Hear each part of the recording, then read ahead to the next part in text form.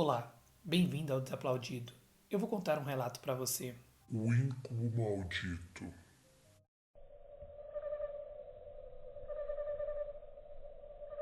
A moça que me conta esse relato revela que isso aconteceu com ela e que ela tem muita vergonha de contar e pediu para eu não revelar o nome dela que aparecia no e-mail, mesmo falando que era um e-mail com nome falso, porque ela tem muita vergonha disso que aconteceu.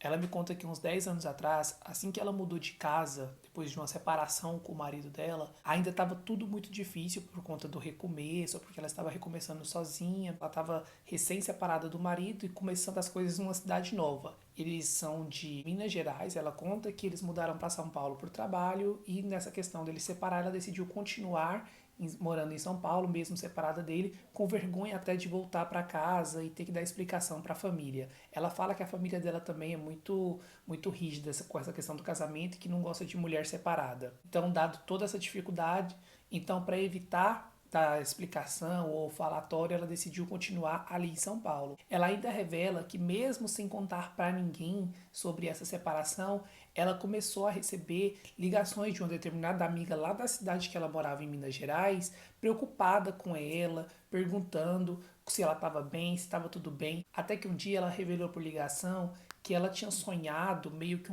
mais que um pesadelo, na verdade, com essa amiga sendo mordida ou estava uma coisa em cima dela e ela não conseguia identificar o que era e que se estava tudo bem, que ela poderia contar. Ela levou por um lado a escutar esse sonho sobre preocupação da amiga dela, talvez referindo a essa coisa que estava ali com o marido, porque foi uma relação que terminou em muita discussão no final, nos últimos dias que eles estavam juntos. Mas infelizmente o pior ainda estava por vir. Ela conta que determinada tarde ela estava dormindo em casa depois de almoçar no sofá da sala, ela pegou no sono, que acordou quando mais ou menos vai abrindo o olho, ela percebe que já está escurecendo, que já era por volta ali das 5h40 da tarde, 5h45, só que ela só abriu o olho e não conseguiu se mover. Quando ela sentiu um cheiro muito estranho de carne podre e fezes vindo de um canto da sala, e foi onde ela virou o olho para tentar enxergar aquilo que estava ali e não enxergava. Ela enxergava só como uma penumbra meio bege, meio marrom. Tentava gritar, pedir socorro e não conseguia, não tinha forças para se mover, para fazer nada. Então foi onde ela fechou o olho e começou a fazer uma oração do Pai Nosso e sentiu aquele cheiro se aproximando cada vez mais dela, até que o cheiro estava tão forte que ela sentia como se estivesse em cima dela, ela sentia como se estivesse na cara dela. Aquilo não parou por ali. Aquela coisa, aquele ser ainda subiu em cima dela, ela sentia como uma pressão em cima do peito e posteriormente a violentou. Ela fala que nesse momento teve um pânico tão grande, tentando sair daquele momento, que ela só desmaiou, que ela só desligou e viu que não conseguiria, que não tinha forças para tirar aquilo e a parar aquilo que estava sendo acontecendo ali, o que estava acontecendo com ela, aquela violência, né, aquela violação, ela só apagou. Quando ela veio a acordar, já no outro dia de madrugadinha, amanhecendo o dia pela manhã, ela notou que no sofá tinha sangue e também resto de fezes, e mas ela dessa vez ela conseguia se mover. Ao levantar, ela foi procurar se tinha alguma coisa ou alguém na casa, meio com medo ainda de tudo aquilo que tinha acontecido. Ela só conta que se trocou de roupa porque estava suja e foi direto para um hospital. No atendimento, o que foi recomendado para ela foi que ela procurasse imediatamente ao sair dali com o diagnóstico de uma violação a uma delegacia a protocolar um boletim de ocorrência, porque ela sim tinha sido vítima de uma violação, de um.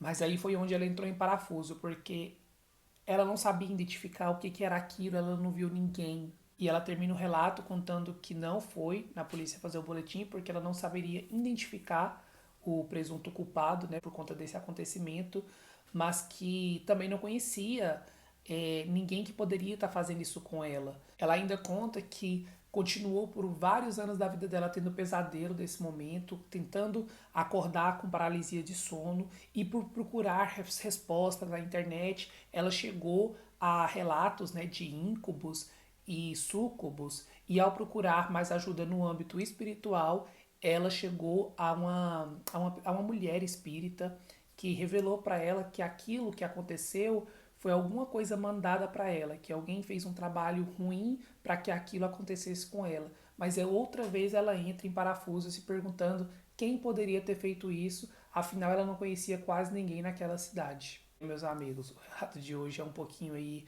nosso primeiro relato mais 18, né? Porque um pouco complicado, né? Existe realmente vários relatos na internet sobre íncubos e súcubos, mas a maioria deles são de pessoas interessadas em ter o ato sexual com espíritos, né? Que vêm aí de algum lugar para estar realizando esse fetiche, essa fantasia, esse desejo da pessoa que os busca.